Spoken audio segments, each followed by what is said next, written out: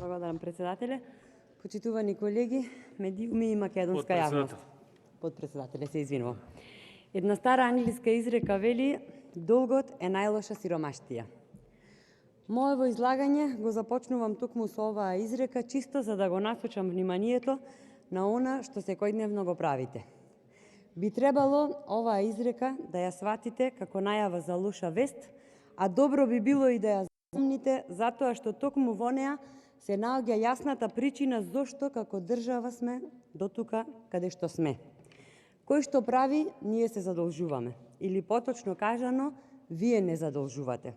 И тоа не задолжувате за да би се раздолжувале. Апсурд. Днес ќе не задолжите со 21,5 милиони евра за нешто што треба и мора да биде континуитет. Унапредување на основното образование. Фактите секогаш ја говорат вистината. Ако е се така бајковито, како што прикажувате, зошто секогаш одново и одново подигнуваме кредити за тековно функционирање? Нормален стандард за нашите деца не се прави со подигнување на кредити. Потребно е вложување, а не задолжување. Освен клупи, табли и столчиња, многу попотребен е квалитет на образователните програми. 11 години ќе го враќаме денешниот кредит, кој ќе немаше потреба да го земеме, ако одговорно и честно си ги исполнувавте обврските и ветувањата дадени пред граѓаните.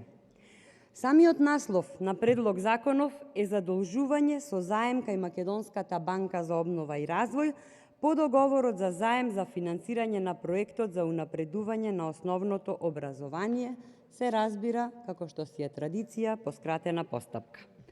Ниту насловот е соодветен, а камоли содржината.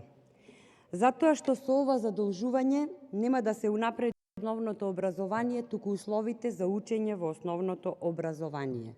Кого замајувате? Во делот 1 сте навеле дека проектот е дел од новата 4-годишна стратегија на Меѓународната банка за обнова и развој, Светска банка, за партнерство со земјата за период од 2019 до 2023 година. Новата велите, а поминале 2 години за да е нова и за да се носи по скратена постапка, од што е до толку нова.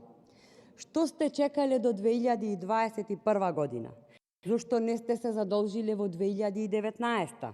Огромен простор за сомнеш, кој не можам да го толкувам никако поинаку, освен со наближувањето на локалните избори.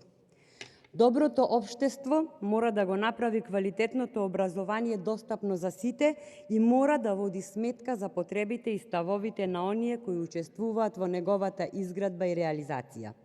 Без вложување во унапредување на образовните институции кои предносни се деградираат, не можеме да замислиме подобро утре. Образованието е секако една од најважните теми за секое општество. Ке речев вложувате, а не се задолжувате, ако не скратевте 60% од ставките во образование за буџетот за оваа намена. Зошто го сторивте тоа? За да се луксузирате на сметка на учениците? Значи, ќе повторам, 60% скративте на буџетот, денес да не задолжувате за истите ставки кои му ги скративте на образованието. Висината на јавниот долг веќе е еднаква на банкрот на државата, но вие сепак и понатаму не задолжувате, без никаква транспарентност. 340.000 евра се издвоени за поделување на описни статистички податоци и консултации со локалните заедници. Што точно се планира со овие средства? Свесни ли сте дека наликувате на човек кој зема еден кредит за да го покрие другиот? Решава една банка за да се задолжи кај друга. Ама е само човек кој никогаш нема да си ја тргне главата од кредити, исто како што и Македонија со вас никогаш нема да се спаси од задолжувањето. Но и тука има разлика. Обичниот човек ќе мора да изнајде решение, да работи деноноќно, помалку да јаде за да оствари дополнителен приход, за да си го покрие земениот кредит, па дури и поретко да оди на лекарски преглед, затоа што нели здравството ќе беше бесплатно за сите. Ама на тој човек нема кој да му го прости долгот. И замислете, токму истиот тој човек вам ќе ви ги покрива долговите кои секојдневно му ги товарате на грбот. Ете таков пример ни дава државата.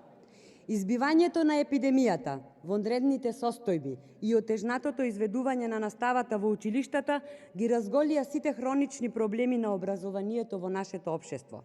Неспремноста далекусежно да се согледаат влијанијата на оваа криза врз младите генерации и нивното соодветно школување ќе остави сериозни последици. Исто како и занемарувањето на можностите и потребите на наставниот персонал и сите кои учествуваат во креирањето и изведувањето на наставата. Горди сме на просветните работници кои се борат за својата подобра положба и подобро образование за младите. Сакаме да создаваме што подобри услови за оние на кои им ја препуштаме грижата за децата. Затоа се потрудивме да има простор за диалог за тоа какво образование сакаме и која улога му ја доделуваме на образованието во општеството. Мораме внимателно да ги следиме сите промени во образовните политики и континуирано да предлагаме мерки за унапредување на образованието, за нашиот образовен систем да биде корисен за создавањето на поправедно општество на слободоумни поединци. Мораме да го зајакнуваме и многу повеќе да го уважуваме гласот на сите оние на кои најмногу се однесува образованието – учениците, наставниците, родителите. Од таа причина го вклучивме експертското знаење и отворивме широк диалог за промените што ги посакуваме во нашиот образовен систем, но немавте слух за експертите, затоа што вие си имате сопствени експерти. Добра држава е државата во која сите деца имаат еднаков пристап до квалитетно образование, во кој новите генерации се охрабруваат критички да размислуваат и да ги остваруваат своите идеи и во кое посебно внимание им се посветува на оние кои секојдневно работат со тие млади луѓе. Но наместо денес да говориме за унапредување на образовните програми во високообразовните институции, кои би продуцирале обучени кадри кои знаењата што ќе ги стекнат, ќе ги проследат до новите генерации, ние говориме за задолжување за клупи, столчиња, табли. Понатаму, во отсуство на анализа за моменталната состојба во образованието од аспект на инфраструктурата, во отсуство на финансиски план за што ќе бидат потрошени средствата или пак временска рамка до која ќе бидат искористени, за очекување е со ова задолжување да го решите санирањето на некој тоалет во некое основно училиште и да се фалите пред медиумите затоа што нели ќе се случи голема работа. Дечињата ќе добијат тоалети какви што заслужуваат. Сето ова на грбот на граѓаните и што е многу пострашно на грбот на нашите најмили учениците, основците.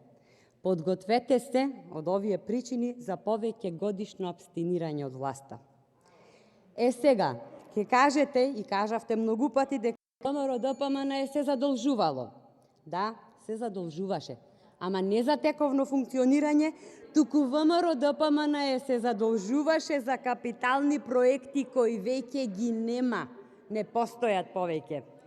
Од животна важност е одговорот на прашањето што прави премиерот кога веќе не набавува вакцини. А одговорот е еден и единствен. Потпишува ново задолжување. Ви благодарам.